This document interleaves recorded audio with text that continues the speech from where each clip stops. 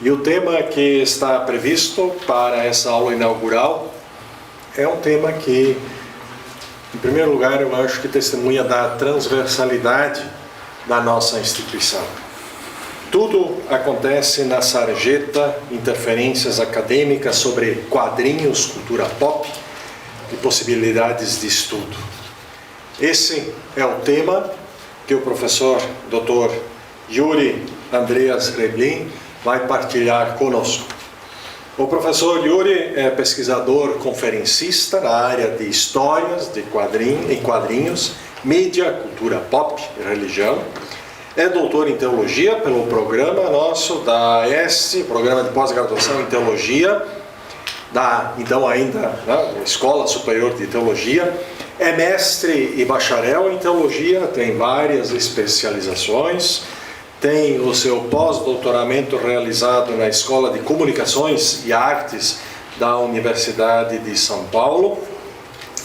Com a sua pesquisa de doutorado sobre histórias em quadrinhos, ele foi reconhecido conquistando o Prêmio CAPES de tese na área de Filosofia e Teologia, lá no ano de 2013.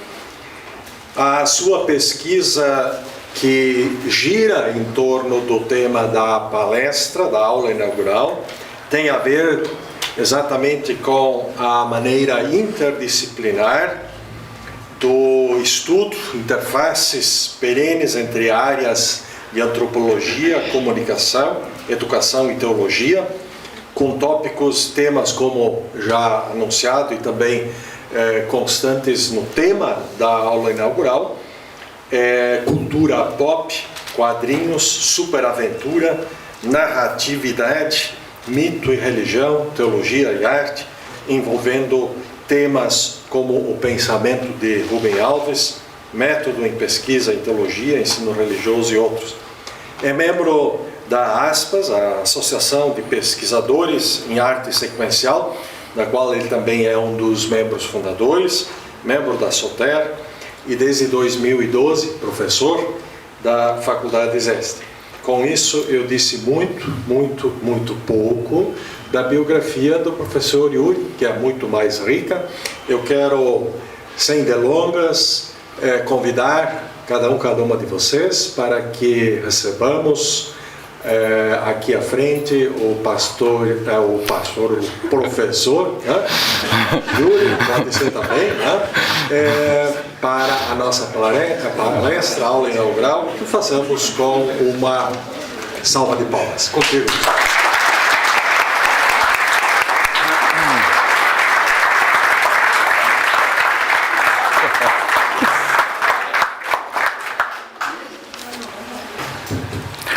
Boa noite a todos e todas. Tá todo mundo me ouvindo bem aí? Ah, então tá bom. Eu quero, como a gente vai falar hoje sobre cultura pop, histórias em quadrinhos, fugindo um pouco talvez dos protocolos usuais, também em termos de formato, eu quero começar com um trailer. Já que a Capitã Marvel fez $500 milhão já nesse final de semana de estreia, quem não assistiu, eu sugiro que assista.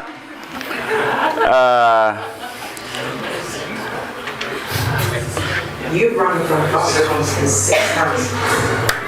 I can take care of myself. You've run from foster homes since 6 times. I can take care of myself. Muito bem, eu acho que todo mundo já assistiu esse trailer, não é? Alguém não tinha assistido? Nossa, uma galera! Então, fica o convite. Como todo trailer acaba sendo um convite para a próxima atração de vocês, esse trailer é para ser um convite para a próxima atração em abril, para vocês no dia 4 de abril. Não estou patrocinando, não sou patrocinado pela Warner, mas fica o convite. Muito bem, então, gente, a minha proposta aqui nessa noite é é conversar um pouco com vocês sobre cultura pop e histórias em quadrinhos. E trazer algumas provocações sobre como é que a gente pode pensar cultura pop, histórias em quadrinhos na academia também.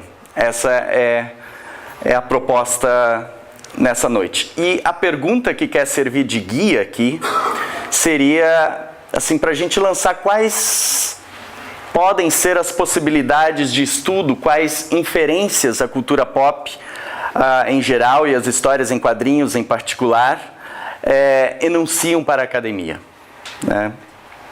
E a ideia de trazer esse tema aqui para vocês essa noite é também porque ainda hoje, muito embora a cultura pop e as histórias em quadrinhos estejam na moda hoje, né? A gente tem vários filmes de super-heróis ou séries mesmo baseadas em quadrinhos ao longo, assim, muitas estreando sempre todo ano. Ainda assim, na academia, vira e volta, aparece sempre uma ressalva, uma resistência quando alguém intenta pesquisar um tema relacionado a quadrinhos e cultura pop. E em grande parte, essa resistência ela está relacionada a talvez duas coisas. Isso é uma hipótese. Uma delas é o fato de cultura pop estar muito relacionada a entretenimento, à fruição, ao prazer. E um outro aspecto, possivelmente, se deve ao fato de que na academia, apesar de todas as mudanças nos últimos anos, nas últimas décadas, nos últimos séculos, ainda haver, digamos assim, resquícios ou flagelos aristocráticos na construção do pensamento. Ou seja, aquele exercício de distinção de quem faz uma faculdade, faz mestrado, doutorado, em relação a quem não faz, ou a questão da legitimação desse conhecimento em detrimento, por vezes, de outros conhecimentos, né? Então, vira e volta, minha suspeita é que parte dessa resistência tem a ver com uma disputa de campo, que o Pierre Bourdieu explica, mas deve-se, então, por um lado, ao entretenimento, né, a ideia de entretenimento que está associada à cultura pop e às histórias em quadrinhos, e um outro aspecto, então, seria esses flagelos aristocráticos cicatrizados no corpo acadêmico, ainda hoje, né? Acho que o pessoal tem que assistir mais a propaganda da Xuxa sobre o cicatricure, né? Talvez. Mas, nessa direção, pensando assim o título, né, o que o título traz, o título da minha fala para vocês essa noite, Tudo acontece na sarjeta. Inferências acadêmicas sobre quadrinhos e cultura pop e possibilidades de estudo. E eu acho que esse é o central da nossa conversa hoje. Tudo acontece na sarjeta. E a pergunta que talvez venha na sequência é: o que acontece na sarjeta? Ou, afinal de contas, né, o que é esse tudo que acontece na sarjeta? Né? E esse tudo não deve ser como Lord Voldemort, que não deve ser mencionado. A gente deve tentar mencionar aqui o que acontece na sarjeta, ao final da história. E nessa direção, a minha proposta hoje, na verdade, nessa noite, é trazer algumas definições para discussão e para motivar cada uma aqui de nós a pesquisar mais sobre quadrinhos e cultura pop. Vamos às definições, então, que o título traz. A primeira definição seria: o que é a sarjeta?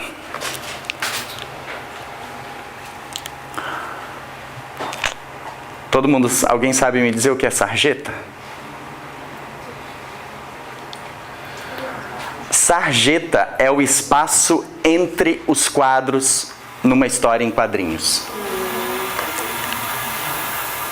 É esse espaço que está marcado ali naquele círculo. Esse espaço entre o círculo. Isso é a sarjeta. É chamado pelos quadrinistas de sarjeta. Quem veio com esse nome foi Scott McCloud, que é um estudioso de histórias em quadrinhos, desvendando os quadrinhos. Um livro bem interessante. Então, a sarjeta é o espaço entre um quadro e outro. Ela é a responsável pela magia e o mistério que existem na essência de uma história em quadrinhos. Por quê? Por quê? Segundo Scott McCloud, ele mesmo nos responde no livro dele, é na sarjeta. É aqui no limbo da sarjeta que a imaginação humana capta duas imagens distintas e as transforma em uma ideia. Nessas histórias em quadrinhos, né, nós temos várias imagens separadas por frames, um quadro e outro, e é na sarjeta que as duas imagens, por meio do exercício imaginativo, se transformam em uma ideia. Ele diz mais, nada é visto entre os dois quadros, mas a experiência indica que deve ter alguma coisa lá.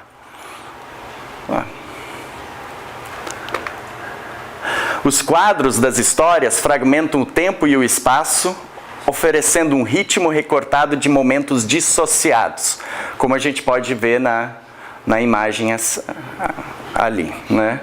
Mas a conclusão nos permite conectar esses momentos e concluir mentalmente uma realidade contínua e unificada. Esse é o exercício que uma história em quadrinhos faz.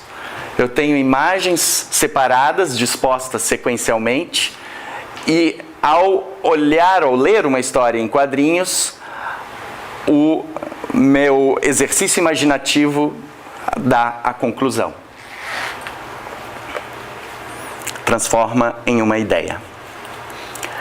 Então, depois, mais adiante, a gente pode pensar, tá, o que implica isso em termos de construção de conhecimento também, né? O movimento que acontece no interstício entre um quadro e outro, entre uma imagem e outra, e acaba constituindo uma ideia. Esse seria o primeiro termo a ser explicado nessa minha fala de hoje. Então, tudo acontece na sarjeta. O segundo tema, ou conceito, melhor dizendo, para explicar hoje à noite, para a gente conversar um pouco a respeito, é quadrinhos. Quadrinhos. O que são histórias em quadrinhos mesmo? Se alguém fosse conceituar aqui, quem já leu histórias em quadrinhos? Muito bem. Vamos fazer só um rápido levantamento aqui. Qual história em quadrinhos vocês já leram ou mais costumam ler? Turma da Mônica, quem leu? Disney, quadrinhos da Disney. Pato Donald, Tio Patinhas. Ok, vamos para Super Aventura, Superman, alguém leu? Vamos pro lado da oposição, Marvel, Homem-Aranha, quem leu? Muito bem, vamos pro outro lado, quem já leu mangá? Muito bem.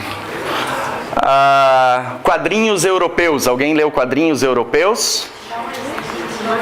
Um exemplo, vamos pegar um bem popular, Asterix e Obelix. Muito bem, Calvin aqui, ó. Muito bem, então, vocês, leitores, degustadores de histórias em quadrinhos, o que são histórias em quadrinhos? O que a gente poderia dizer?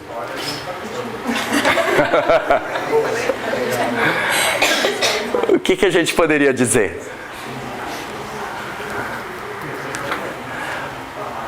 Histórias em quadrinhos, Para quem não sabe, a EST começou este mês, um curso de especialização em histórias em quadrinhos. E um curso de especialização em cultura pop. E aí, um dos professores desse curso, que escreve o primeiro livro, chamado Histórias em Quadrinhos, Definições Conceituais, ele brincou com dois conceitos de dois outros autores, o Thierry Groestin e o Douglas Folk, para buscar uma definição de histórias em quadrinhos. Em primeiro lugar, a gente poderia dizer que histórias em quadrinhos, o formato, é uma mídia, é um meio de comunicação. E as histórias em quadrinhos, elas são formadas por imagens justapostas em sequência deliberada. E essas imagens são, e aí ele usa o conceito do Thierry Groestin, solidárias umas às outras. Então são imagens dispostas sequencialmente que são solidárias umas às outras, formando então uma ideia, né, a partir da sequencialidade. E Douglas Folk vai dizer que histórias em quadrinhos consiste de momentos grávidos. Ou seja, são imagens que são justapostas sequencialmente, mas à medida em que elas estão dispostas sequencialmente, elas se tornam uma ideia, então elas têm o potencial de vir a ser algo. Então são imagens que possuem momentos grávidos, capazes de gestar ideias, narrativas, pensamentos. Então, histórias em quadrinhos são imagens solidárias e momentos grávidos, dispostos numa mídia. Essa seria uma das ideias que a gente poderia falar aqui sobre histórias em quadrinhos. Uma outra linha que eu gosto de explorar bastante quando eu vou falar de histórias em quadrinhos é brincar com três aspectos relacionados às histórias em quadrinhos. O primeiro é o aspecto da linguagem. As histórias em quadrinhos são uma forma de linguagem. Uma forma de linguagem que é constituída de iconografia visual, desenhos. E por ser uma linguagem, ela vai carregar símbolos, sentidos, leituras de mundo, percepções da realidade e tudo mais. Um outro aspecto é que histórias em quadrinhos, as histórias em quadrinhos, principalmente se a gente vai pensar em revistinha, gibi e tudo mais, é um produto cultural. As histórias em quadrinhos são um produto cultural. E enquanto produto cultural, elas estão sujeitas, elas possuem, digamos assim, uma linha de produção, tem a ver com consumo, tem a ver com mercado, tem a ver com contexto de produção, né, e por aí adiante. E um terceiro aspecto é que histórias em quadrinhos são uma expressão artística. Elas lidam com retórica, elas lidam com leituras de mundo, elas lidam com também percepções da realidade, elas interagem com a subjetividade do público leitor, né? A gente poderia desdobrar, então, cada um desses aspectos assim. Aspecto da linguagem, então. Como eu falei, tem a ver com signos, significados, símbolos, valores, né? A forma da linguagem das histórias em quadrinhos é a iconografia visual. Ela lida com a memória coletiva da sociedade, ou seja, aspectos dessa iconografia que fazem parte desse universo simbólico que a gente vive e que nos possibilita reconhecer essa iconografia. E elas lidam, então, com uma representação e leitura de mundo, pelo aspecto da linguagem. Como produto cultural, elas, então, possuem um contexto de produção, elas possuem mecanismos de produção, principalmente se a gente vai pensar nas grandes editoras, né? Ali a gente tem uma linha de montagem muito clara. Elas também vão lidar com a história, elas trazem uma história e elas possuem sempre uma intencionalidade. Intencionalidade da narrativa, intencionalidade relacionado a quem está produzindo a história, né, a quem está patrocinando a história às vezes, né? Então elas, enquanto produto cultural, na qualidade de produto cultural, elas possuem uma intencionalidade. E elas são produção de sentido, lidam com a subjetividade, com o imaginário, leitura de mundo, né? Então elas são uma expressão artística. A gente pode até discutir em qual é o limite da criatividade numa história em quadrinhos, se a gente for pensar nas grandes editoras, né? Porque às vezes tu tem o roteirista que vai escrever a história e vai orientar como o desenhista deve desenhá-la, né? Às vezes no próprio roteiro já tem a distribuição de cores, né? Mas aí a gente pode pensar, fazer uma discussão qual é o limite da arte e da técnica, para brincar com Walter Benjamin, se a gente quiser, na produção de histórias em quadrinhos, né? Mas são contemporaneamente uma expressão artística. E um aspecto muito importante também, histórias em quadrinhos são histórias, né? Então, enquanto histórias, elas querem contar alguma coisa. Elas são narrativas. Tá certo que nem toda história em quadrinhos, ou nem todo quadrinho possui necessariamente uma história lógica, né? Tem um tipo de quadrinho que o Scott McCloud vai falar, que é o quadrinho non sequitur, que é um quadrinho que não tem uma construção lógica na história, né? Mas o que me interessa enquanto pesquisador, né, numa academia, é observar para a narrativa que está sendo contada numa história em quadrinhos. Então, histórias em quadrinhos são narrativas também. E aí, quando a gente fala em narrativa, eu gosto bastante de um pensador, assim, que é uma das minhas referências, que é o educador espanhol Jorge La Rosa. Ele tem um livro chamado Pedagogia Profana, que é um livro muito legal sobre educação, e ele tem todo um primeiro bloco que fala sobre como se chega a ser quem se é, a construção da identidade. E nesse exercício, quando ele vai falar sobre a construção da identidade, ele fala muito sobre as histórias. Que cada uma de nós é formado por histórias. As histórias que nossos pais ou mães nos leram, as histórias que ouvimos dos nossos avós, de uma conversa na escola, as histórias que vemos ou ouvimos na televisão, as histórias que nós inventamos sobre nós mesmos, né? E aí é curioso porque Umberto Eco vai dizer num livro dele, 6 Passeios pelo Bosque da Ficção, que toda história, uma vez contada, virou ficção.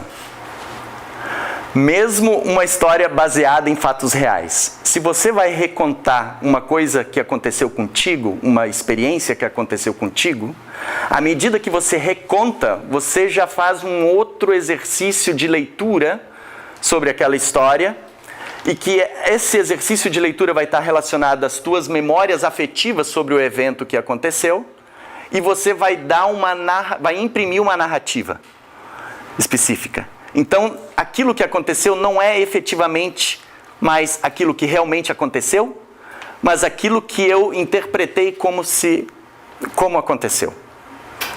Então, toda a nossa história, uma vez a gente recontando, é ficção. Porque ela é apenas uma percepção de mundo, um fragmento de mundo. Não é o mundo em si. E aí é curioso porque quando a gente vai lidar com histórias ou com leituras de mundo, a gente sempre acaba fazendo um salto de fé. De que diferentes fragmentos que a gente vai colhendo na nossa experiência possam constituir um todo. O movimento da sarjeta. Diferentes experiências isoladas que eu vou dar uma unidade narrativa. Por meio da minha memória afetiva, por meio do meu exercício imaginativo. E aí tem uma frase que o Jorge La Roça fala, que ele diz assim: desse modo, que podemos cada um de nós fazer sem transformar nossa inquietude em uma história? E para essa transformação, para esse alívio, acaso contamos com outra coisa a não ser com restos desordenados das histórias recebidas? E isso aqui chamamos autoconsciência ou identidade pessoal, isso que, ao que parece, tem uma forma essencialmente narrativa, não será talvez a forma sempre provisória e a ponto de desmoronar que damos ao trabalho infinito de distrair, de consolar ou de acalmar com histórias pessoais aquilo que nos inquieta? É possível, daí diz ele, que não sejamos mais do que uma imperiosa necessidade de palavras, de imagens, pronunciadas ou escritas, ouvidas ou faladas para cauterizar a ferida. Mais uma vez, cicatricur na ferida. E aí, a partir do Jorge La Roça e mesmo do Rubem Alves, porque os dois vão trazer uma leitura muito similar de mundo, né, de como nós nos organizamos enquanto mundo, enquanto sociedade, eu gosto de afirmar que o ser humano é, pois, em seu íntimo, uma justaposição transitiva de histórias herdadas e recebidas que, em algum momento e a todo momento, lhe dizem algo sobre si mesmo e sobre o mundo e sobre sua forma de compreender e compreender-se no mundo. E narrar histórias, vividas ou ficcionais, é uma forma com que o ser humano diz para si mesmo quais são os seus medos, as suas esperanças, como o mundo se apresenta para ele e como interpretá-lo. No momento que a gente conta a história, a gente vira e volta, a gente se transforma numa terceira pessoa e começa a olhar a história numa terceira perspectiva, não é? Sobre nós mesmos. Tipo terapia, né? Então, é por isso que a gente conta histórias a todo momento. Então, falando de histórias em quadrinhos como narrativas, a gente tem vários aspectos muito curiosos que uma história em quadrinhos traz. Primeiro, a ideia de história.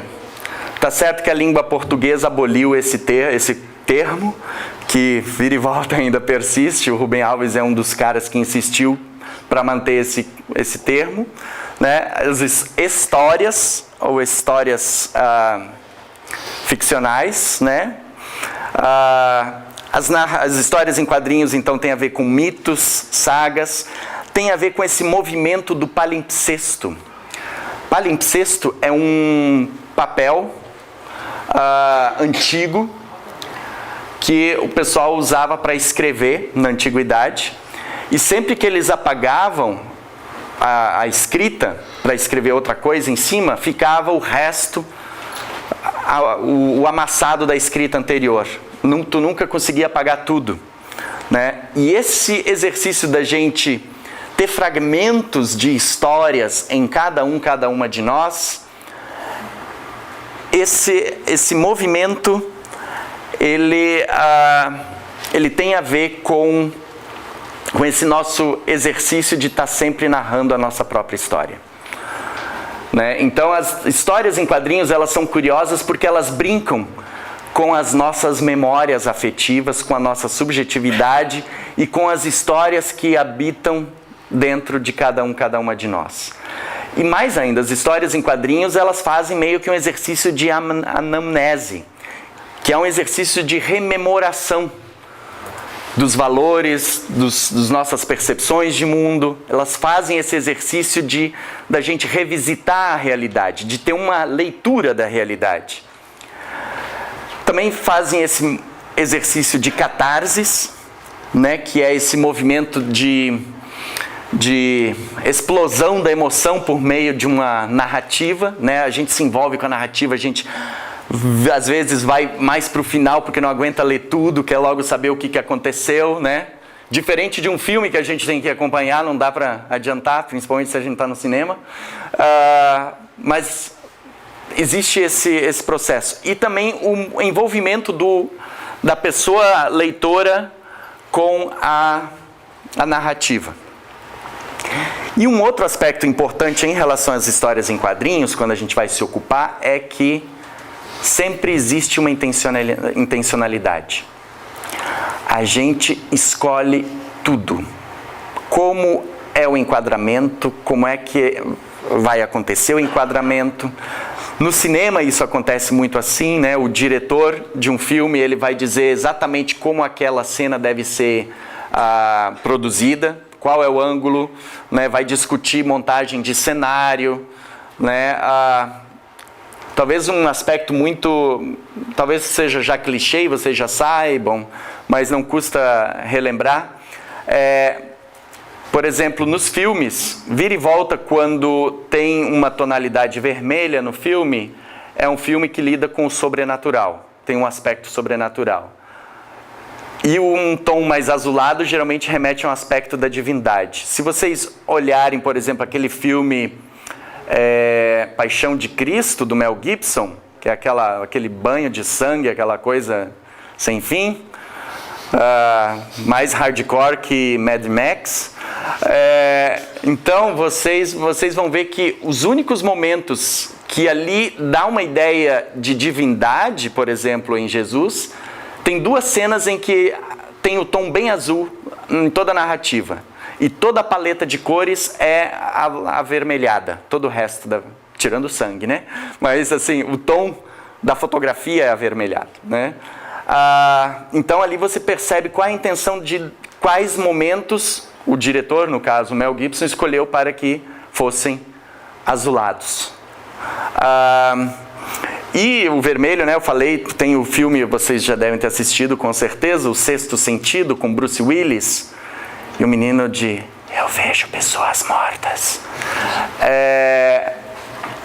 Que toda vez que o Bruce Willis vai encontrar o menino, ele encosta em algum objeto vermelho. Significa que é uma maçaneta, é uma caneta, é qualquer coisa vermelha, que significa que ele pronto vai ver o menino. É uma coisa muito curiosa, então, esse tipo de intencionalidade na construção da narrativa. A gente escolhe como a gente quer contar uma história. E isso também acontece com cada uma de nós. Às vezes aconteceu uma coisa com a gente pode contar para os nossos pais de um jeito, movido a interesses, pode contar para a namorada ou namorado de outro jeito, movido a interesses, né? E pode contar, enfim, para os amigos por um outro jeito ainda.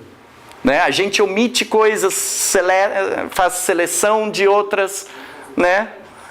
Conforme seja mais interessante. A gente faz isso a todo momento. E uma história em quadrinhos também, né? Um filme, qualquer produto nessa direção, que lida com narrativas, também vai fazer isso. E aí tem um aspecto do conteúdo também, né? Numa produção cultural.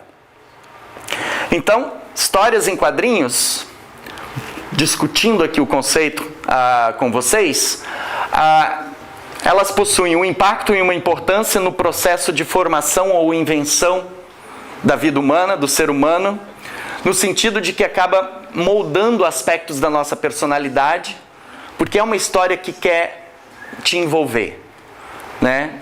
E ao te envolver, você acaba compartilhando valores, angústias e tudo mais, medos, né? E isso acaba interferindo na sua personalidade, mesmo porque você está propenso a isso. Porque você que se dispõe a ler uma história em quadrinho. Às vezes esse processo acontece muito mais do que se a gente for ler um livro acadêmico, né? Ai, tem que ler para aula, que saco. Então, a gente não se abre tanto, às vezes, para a leitura de um texto acadêmico quanto a gente abre no momento de fruição. Esse é o lance de transformar algumas leituras acadêmicas em fruição.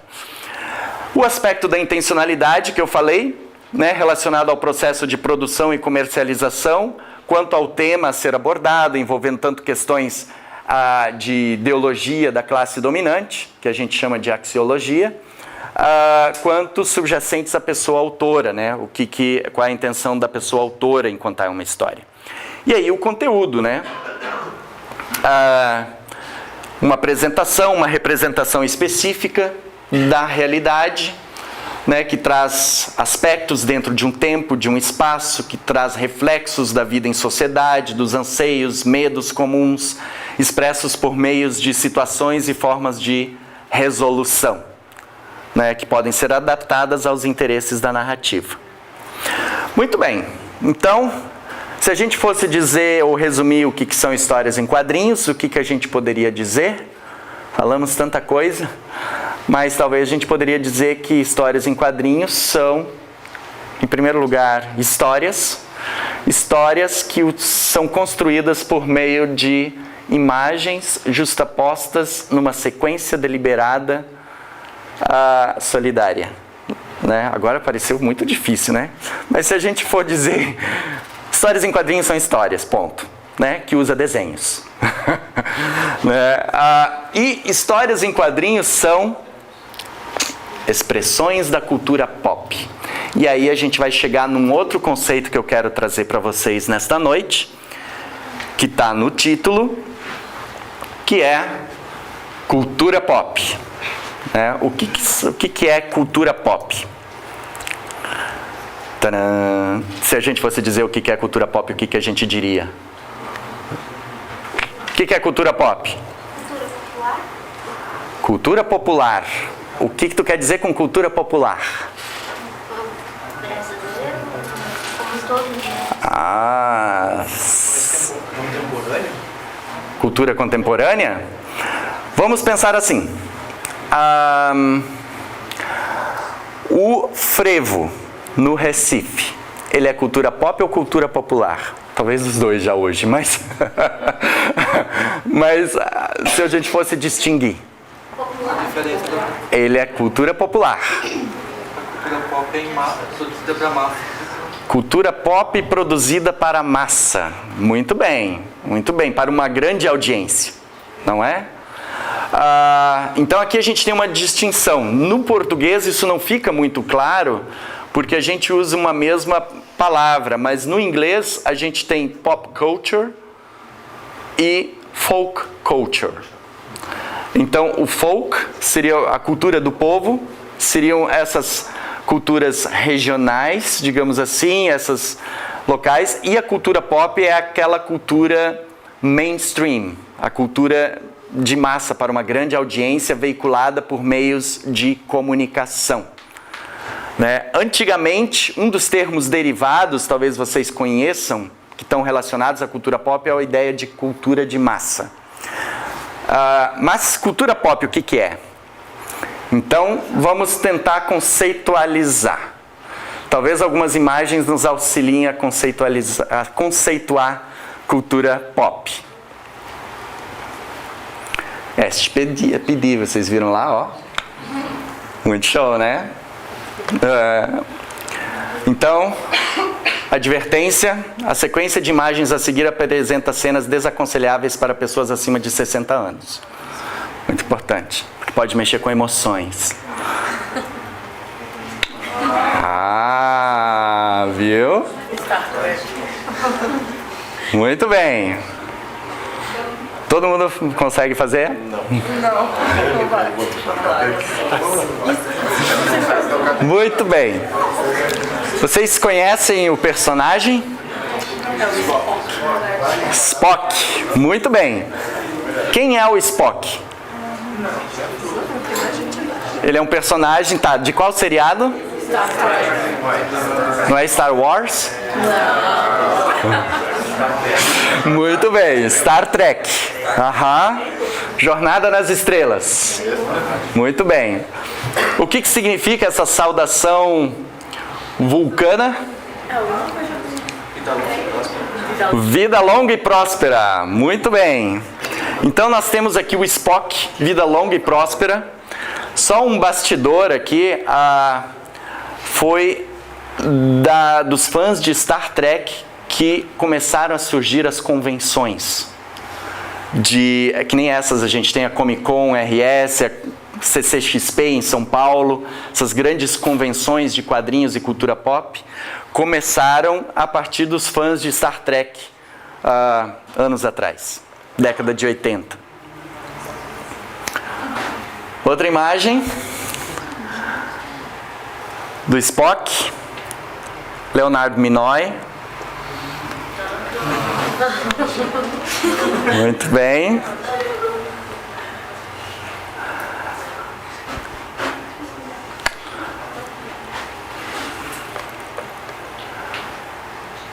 Muito bem. Essa é uma astronauta italiana na estação espacial.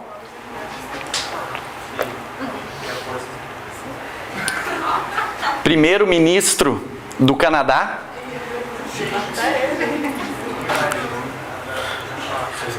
Justin... Não é o Bieber. Só para esclarecer. Então, quando a gente vai nessa sequência de imagens que nós passamos aqui agora, nós fizemos um tour por aquilo que envolve a ideia de cultura pop. A gente tem um produto cultural, que é a série de TV.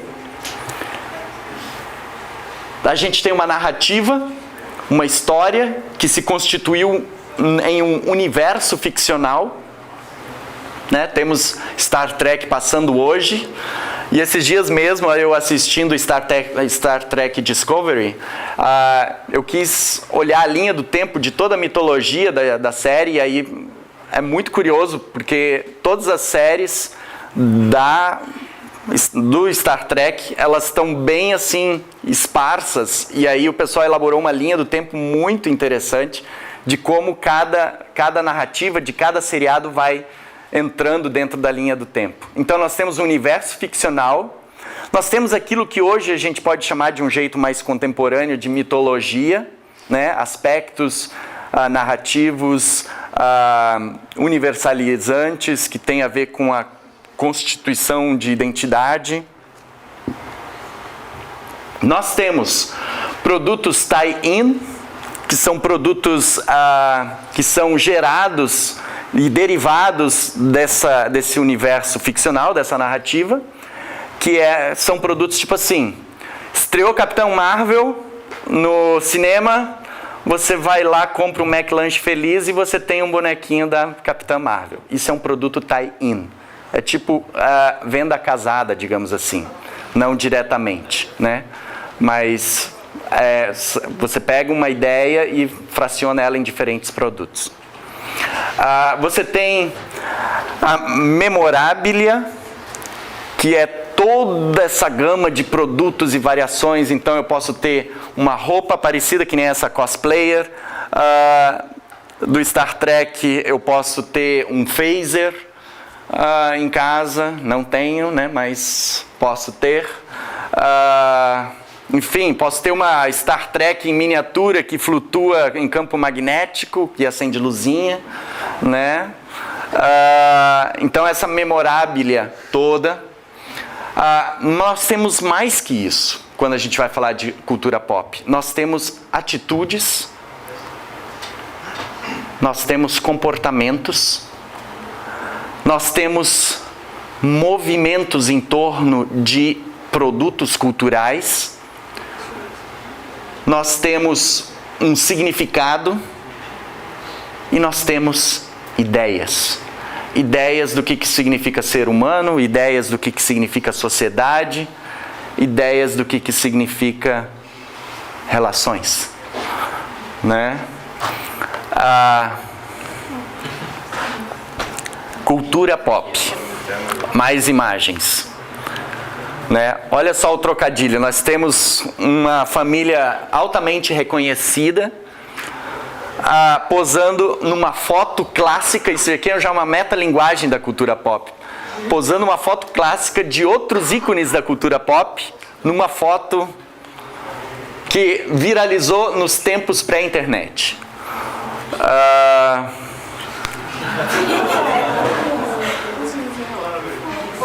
Uma turma de cosplayers. Aqui uma outra imagem. Essa é a mensagem subliminar para 4 de abril. Não estou sendo patrocinado pela Warner.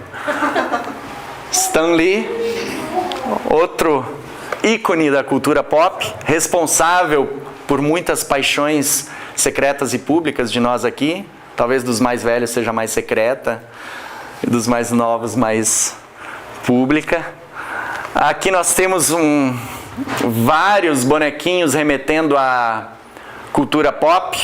Vamos ver o que a gente identifica aqui. Tem o Mario, R2-D2, ali acho que é dos Monstros S.A.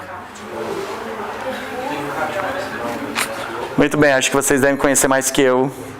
Mega Man, Wolverine, olha só. Deixa eu ver. Tem um Dalek, vocês sabem o que são os Daleks? Ah, muito bem. Alguém mais sabe o que são Daleks? Muito bem, qualquer aula que você venha ter depois, diz para a professora te dar 10. Porque o Dalek remete ao seriado mais antigo da história da cultura pop, que é o Doctor Who, que existe desde 1962. Muito bem. Aqui, ó, Memorabilia, que eu estava falando, esse é o maior colecionador de artigos do Batman, está até no Guinness. E aí a gente está falando sobre vários elementos relacionados à cultura pop. Eu lembro que eu falei lá antes sobre atitudes e comportamentos. E aí essa cena sempre me chama atenção, porque não sei se vocês se lembram, mas há uns anos atrás houve um movimento estudantil no Chile em prol de educação pública. E os estudantes foram às ruas fantasiados de super-heróis para protestar a favor do ensino público no Chile. Aqui nós temos os fatídicos junho de 2013, né? Aqui também a gente tem uma apropriação da cultura pop, né? Que é a máscara do V de Vingança. E aí a gente pode pensar, e isso é uma coisa muito interessante quando a gente vai estudar a cultura pop, como é que esse sentido que está implícito no V de Vingança é apropriado por quem consome a história, né? Aí a gente poderia pensar o que quer dizer essa pessoa nesse contexto com essa máscara. Nós temos esse caso aqui que foi emblemático há uns 5 anos atrás, ou mais, que é o menino que entrou em casa que estava pegando fogo e tirou a menina ali, a irmãzinha dele. A casa já estava em fogo e ele disse que ele faria isso porque o Homem-Aranha fez, né? Então, o que significa isso? O que isso nos está dizendo sobre as pessoas? Outro ícone da cultura pop, vocês conhecem, né? Cicatricure, né? Tem a Xuxa, que é um ícone da cultura pop brasileira, digamos assim, né? Quem tinha disco da Xuxa, fita da Xuxa, chinelo da Xuxa, sandália da Xuxa, brinco da Xuxa, fita cassete da Xuxa. Alguém sabe o que é fita cassete? Muito bem. Vocês sabem o que é VHS? Quem sabe o que é VHS? Tu não sabe o que é VHS? Ah, muito bem. Então, não me assusta, homem, tu não é tão novo. Então, nós temos outra imagem da cultura pop, né? Vocês reconhecem.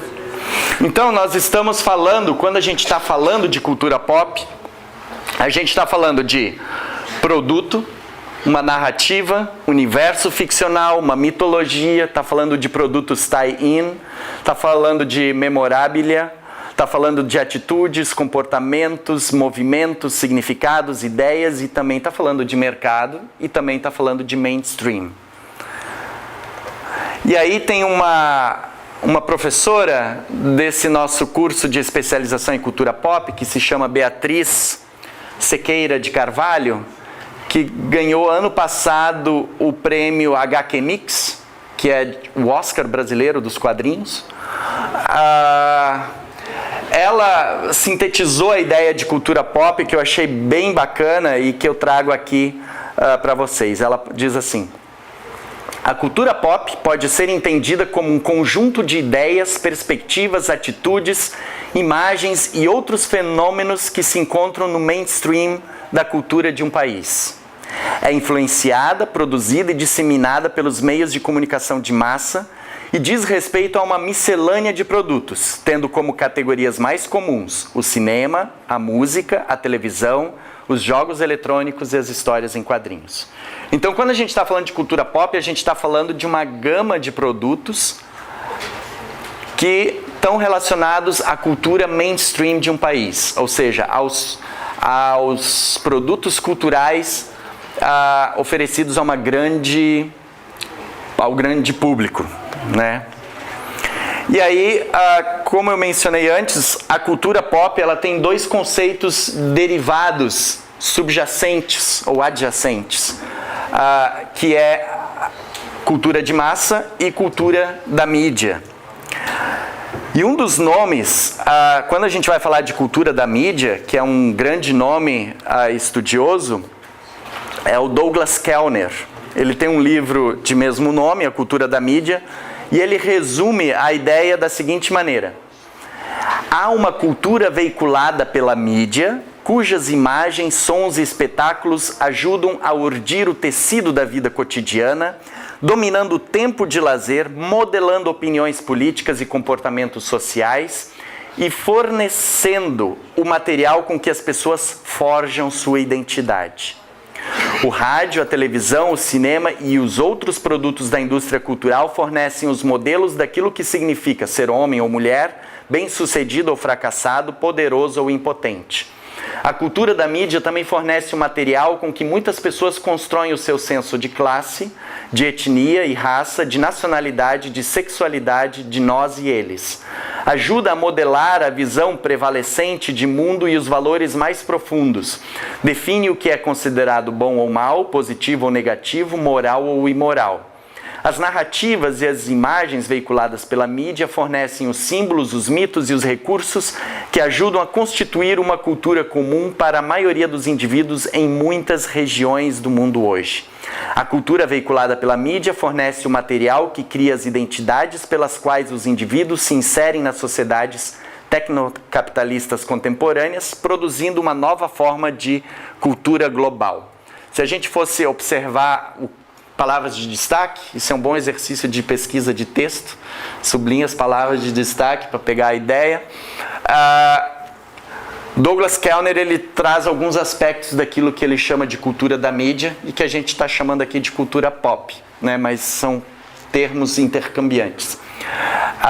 Veiculada pela mídia tem a ver com espetáculos, lazer, entretenimento, modelando opiniões, comportamentos sociais, identidades, né? Fornecem símbolos, mitos, recursos que ajudam a constituir uma cultura comum. E tem um aspecto globalizante implicado ali. E aí tem um aspecto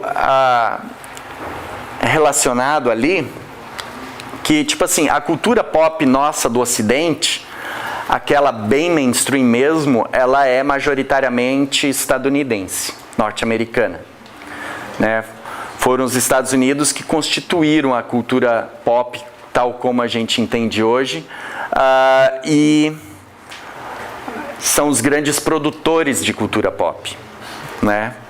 E aí é muito curioso, porque se a gente for buscar um conceito que está ali implicado nesse movimento, tem um cara, um estudioso inglês, americano, que se chama Joseph Nye, que ele vai usar um conceito chamado soft power, para falar que a gente não precisa apenas do hard power, ou seja, do poder bélico, para dominar pessoas, sociedades e lugares, mas a gente pode também usar um soft power, por meio de ideias, de valores, de vender o sonho americano, né? Para cada uma de nós também. Então, valores que às vezes a gente vê como em cenas de filme, que primam por liberdade, democracia e tudo mais. Qual é a ideia de liberdade que está ali? Qual é a ideia de democracia que está ali incutida? E são tudo pontos que a gente pode abrir para possibilidades de estudo, né? Então, cultura pop veiculada pela mídia tem a ver com espetáculo, domina o tempo de lazer, modela opiniões políticas e comportamentos sociais. É muito curioso porque numa atualização, o Joseph Nye ele vai falar que hoje, além desse soft power, o soft power não é só articulado por meio de produtos culturais, mas também por ferramentas tecnológicas que a gente dispõe hoje, como o Google, o Yahoo, Facebook e outras plataformas, né? São tudo plataformas americanas, né? Que estão aqui sendo consumidas por nós. Muito bem, fornece material, ajuda a construir uma identidade e cultura comum, meios de comunicação, tem a ver com sentimentos, emoções, ideias, tem a ver com a indústria cultural, tem a ver com uma ideia de comércio, lucro e consumo, né? Hoje, no nosso contexto capitalista, isso não escapa dessa lógica. E representações da vida social contemporânea. Então, se a gente fosse reduzir ainda essas ideias, lida com a subjetividade, a narratividade, mercado, entretenimento, o mainstream, a grande audiência, as indústrias criativas, o pertencimento, a ideia de pertencer a alguém, né, a um grupo, a ideia de fruição e a produção de sentido, né? Indústrias criativas é o que a gente chama hoje os grandes conglomerados do entretenimento. Não são mais indústrias culturais, porque é um conceito que não corresponde mais ao que acontece em termos práticos, né? O Frederic Martel, que é um pensador desses da comunicação, ele vai chamar, e as próprias empresas se intitulam assim, de indústrias criativas, porque elas não estão só gerando produtos, mas também estão gerando conteúdos, formatos e outras tendências, além do produto em si, né? Então, elas vão além, né? Muito bem, então o impacto, a gente pode dizer que a cultura pop tem um grande impacto e importância no processo de invenção da vida humana. E aí chegamos ao nosso último aspecto da nossa conversa hoje, que é indicar algumas possibilidades de estudo. Eu não sei how much time I have. No more? Ok. Então, time up, sabe aquele movimento do Mario morrendo? Então, sou eu agora. Acabou mesmo? Temos mais 10 minutos, 15 minutos, mas daí envolvendo diálogo. Então só para eu passar assim bem, não devagarinho, mas rapidinho, dar uma de flash aqui agora, algumas possibilidades de estudo. Acho que o grande potencial de estudo da cultura pop é cuidar com a produção e a inflexão de sentido. Inflexão é, digamos assim, a produção, a ideia de um sentido contrário ao sentido que está sendo veiculado. Depois a gente pode explicar isso melhor, mas eu acho que das grandes possibilidades é lidar com a produção de sentido. Qual é o sentido que está sendo articulado naquele produto cultural? Olha lá. E aí a gente tem um grande desafio, principalmente nós que consumimos cultura pop, que é o distanciamento crítico, né? E aí tem muitos fãs hoje, a gente está na era da opinião, e aí a gente acha que só porque é fã, acha que é especialista no assunto, né? Então, nós como acadêmicos e acadêmicas, a gente tem que saber fazer o distanciamento crítico para tentar olhar aquele objeto, aquele filme, a fonte de nossas paixões de uma maneira mais tridimensional, né? A gente não pode ser um devorador de mundos da cultura pop, não pode ser um engarrafador ou, né, aprender tudo. A gente também não pode ser um romântico, ingênuo, fanático. Também não pode ser um trapaceiro. Então, a proposta que a gente pode lançar aqui hoje é estudar o produto. Estudar o produto tem que estudar o contexto histórico-social, estabelecer um diálogo buscando ausências e presenças nessa tensão das intencionalidades que estão implícitas numa narrativa. E aí tem um método aqui para analisar, mas eu vou deixar esse para outro momento para compartilhar com vocês, que é o método cartográfico crítico para interpretação de produtos culturais. Talvez só bem de passant, a gente tem que ler a obra, entender a narrativa de construção da obra, entender o contexto criativo, a historicidade dessa obra e, por último, a análise, que daí eu escolho a perspectiva que eu quero imprimir. Seja antropológica, filosófica, das artes, da educação, sociológica, teológica, etc. Muito bem, acho que era isso. Para saber mais, por gentileza, consultem aí, conversem comigo e vamos que vamos para o infinito e além, vida longa e próspera e que a força esteja com vocês.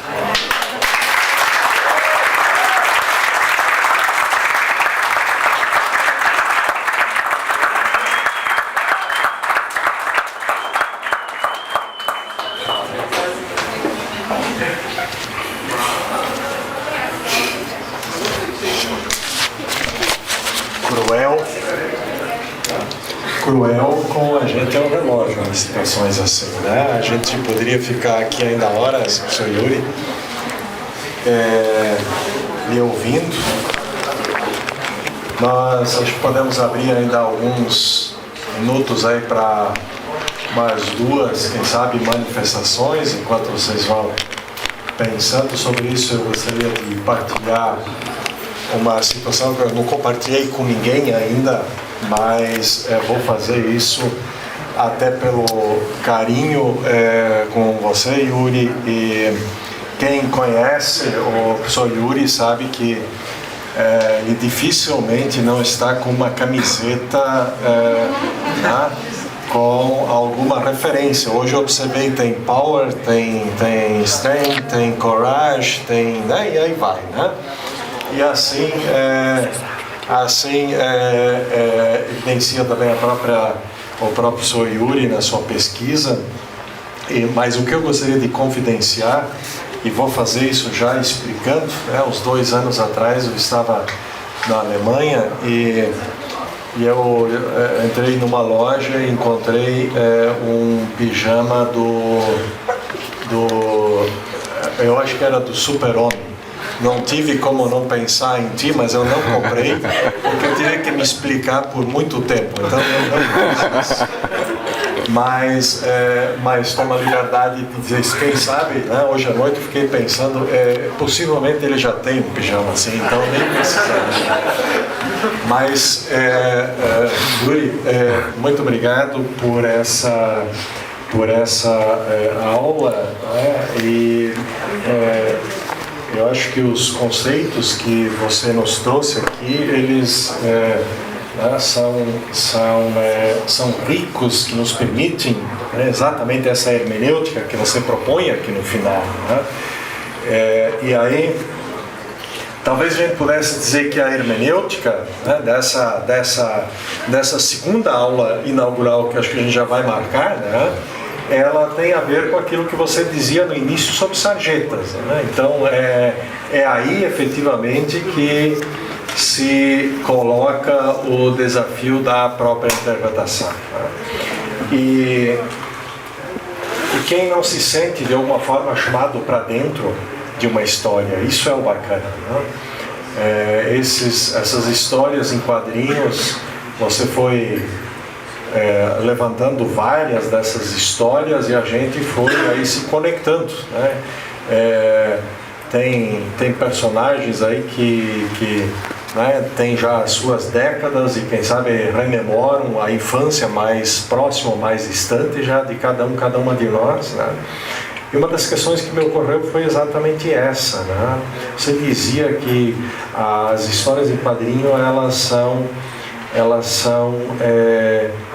uma busca de compreensão do mundo, mas também de se compreender, né? Ela é uma autocompreensão também.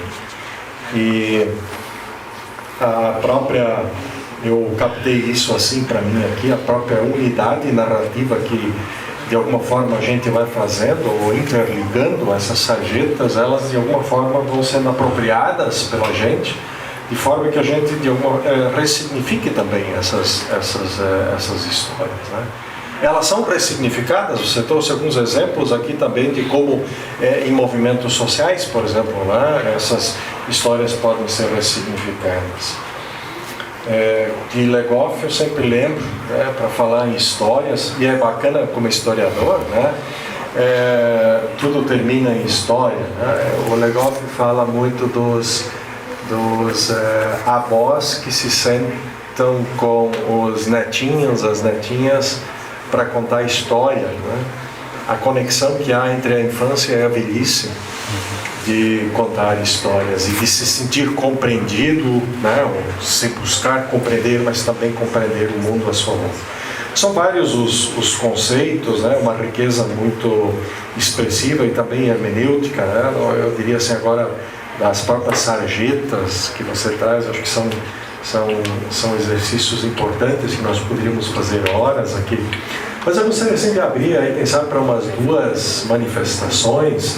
Nós queremos ainda na sequência, temos assim previsto, né, depois do intervalo, as atividades acadêmicas normais. Mas eu gostaria assim de abrir aí umas 2 manifestações, quem sabe, né, para ainda colocarmos um pouco em diálogo também o tema trazido pelo professor Gil. Então, quem gostaria de trazer alguma pergunta, alguma complementação, alguma memória? Não precisa. Não precisa. Eu ia perguntar se cultura pop tem uma fórmula ou é um acidente? Assim, no sentido de que várias coisas que caem no gosto popular talvez não tenham tido a intenção de cair no gosto popular, ou talvez, não sei, ou outros querem produzir algo assim e não conseguem atingir. Pois é, né? Essa eu acho que é uma pergunta um pouco mais complicada se eu sou Marvel ou DC. Então, mas eu diria assim, ó, se a gente vai pensar na indústria do cinema, aí é muito curioso, porque se a gente pensa na indústria do cinema, nós temos o seguinte movimento: nós temos uma produção que lida com milhões de dólares. E aí é muito curioso porque, tipo assim, quando um produto é pensado, um filme, por exemplo, ele tem todo um movimento ele passa por diferentes etapas de planejamento e construção. E tipo assim, o estúdio dá um sinal verde, depois outro grupo dá outro sinal verde, e assim vai indo até que o filme começa a ser produzido e rodado. Uma vez que o filme é produzido e rodado, eles fazem uma sessão privada com um público seleto para testar a popularidade daquele filme. Isso é padrão. Uma vez testando essa popularidade, eles vira e volta tem que gravar diálogos adicionais. Às vezes é para fechar a narrativa, né? Porque faltou isso ou aquilo. Mas muitas vezes aquilo ali não agradou muito bem. Então eles mudam, sabe? Então eu diria assim, buscando responder a sua pergunta, eu acho que a tua pergunta, ela puxa para os dois lados. Tem coisas que podem não ser tão previstas quanto o impacto inicial, mas a grande tendência é que tudo seja planejado. Porque há um tipo de, digamos assim, pesquisa de mercado envolvendo quando a gente produz, né? Então, tanto é que agora, por exemplo, a gente tem várias super-heroínas no cinema, e aí é muito interessante porque tem todo uma construção de mundo sendo articulada ali. Né? Tu tem movimentos clamando por heroínas, tu tem diferentes frentes, né? O Pantera Negra, por exemplo, né? Então, tu tem ali a indústria criativa, ela busca sempre estar atenta às pequenas nuances ou para onde vai a sociedade, digamos assim. Então, tem um aspecto intencional e de planejamento muito forte, mesmo porque se um filme é fracasso, pode uma empresa fechar ou assumir muitas dívidas. Mas também pode acontecer esse outro aspecto, de às vezes eles não estarem prevendo e acontecer, como Guardiões da Galáxia, por exemplo. Né? Que foi um acidente. O pessoal produziu, mas não esperava a repercussão que ia ter. Né? Então, tu tem esses dois movimentos. Eu acho que quando a gente vai pensar em cultura pop, a gente não pode, assim, a gente não pode pensar em ou. Ou quando a gente pensa em cultura em geral, né? A gente sempre tem que pensar porque pode ser as duas coisas, né? Nós aqui, luteranos, adoramos isso, né? Porque tem tudo a ver com a gente, a simultaneidade, né? Então, nessa direção. Mais alguém? Pois não? Eu queria saber se a cultura pop, tipo, ela teve um início através do movimento artístico da pop art, ou qual é a relação entre as duas? Exatamente. A ideia, o conceito cultura pop, ele veio dos estudos culturais da Inglaterra, de um centro de estudos da Universidade de Birmingham. Rudolf me corrige desses termos que eu não sei. Então, viu? Então, muito bem. E ali surgiram os estudos culturais que começaram, então, a dar um outro olhar para aquilo que, então, era compreendido como cultura de massa. E a pop art, ela veio nesse movimento, sabe? De tu pensar alternativas, de tu misturar essa ideia que antes existia de alta cultura e baixa cultura, né? E o movimento da pop art, ele veio para bagunçar esse negócio. Ele pega aspectos da considerada alta cultura e vai brincando, né? E de lá depois vem todo um outro olhar sobre a cultura, as produções culturais, que depois a gente chamou de cultura pop. Então, é uma relação muito, muito íntima mesmo. Temos espaço para mais uma manifestação?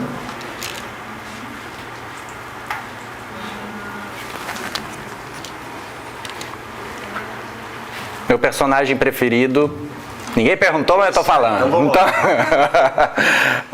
é o Shazam. E em seguida a Mulher Maravilha e o Superman. Por isso, tá. Não vamos perguntar para ele se tem camiseta, porque certamente tem desses personagens. A 7 é uma... Aqui é. Ok, então nós queremos agradecer ao professor Yuri pela sua aula, em especial por partilhar da sua pesquisa, professor Yuri. E eu gostaria de dizer isso nesse sentido. Nós somos uma instituição que tem, de um dos seus eixos expressivos é a própria arte. Nós, usualmente, aqui manifestamos mais pela música, né? O professor Maurício e outros também da área da música, né? E também o corpo discente, mas as demais disciplinas, componentes que nós temos aqui, áreas, são áreas que dialogam com a arte. A teologia, a musicoterapia, a própria enfermagem não ficam distantes do diálogo com a arte. Elas levam a arte para dentro da sua epistemologia, da sua da sua conceituação. Tá? Então, nesse sentido, também a interdisciplinaridade que o tema traz, certamente, né, é riquíssimo para dentro dessas nossas áreas de atuação, de pesquisa, de formação. Então, eu acho que nós temos aqui potencial para muito mais, ainda, quem sabe, uma próxima momento ainda onde a gente pode contar ainda com a colaboração do professor Yuri em outro momento, seja em congresso, seja uma futura aula inaugural, tá? Pela riqueza que é o tema em si. Então, muito grato, professor Yuri, tá? Por essa pesquisa compartilhada nessa noite, e quero desejar também, né, que ao longo desse próximo semestre nós possamos ter também bons trabalhos em nossos estudos, em nossa pesquisa. Entendi que tem mais uma manifestação lá no fundo? Sim.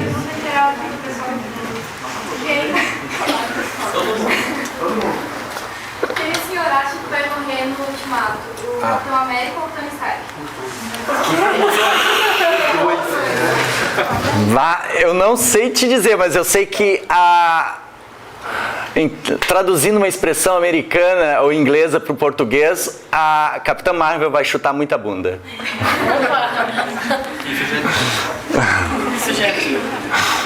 Essa pergunta feita agora me lembrou aquele programa, não me lembro qual é a televisão, domingo à noite tem um programa de bobagens.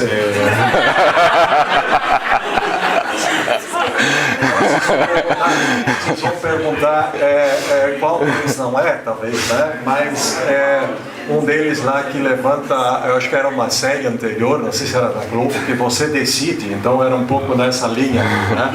Então você decide. Bom, aí tá a aposta, quem sabe a gente tem aí uma bolsa de apostas, né, professor Yuri? Como vai terminar essa história? Bom, nós agradecemos mais uma vez a presença de vocês, bacana, muito obrigado, né, e votos em nome da equipe diretiva também, e das coordenações do nosso corpo docente, técnico administrativo. Nós desejamos um excelente semestre, né, na continuidade a todos e todas vocês. E até uma próxima. Então, uma boa noite e bom trabalho a vocês. Muito obrigado.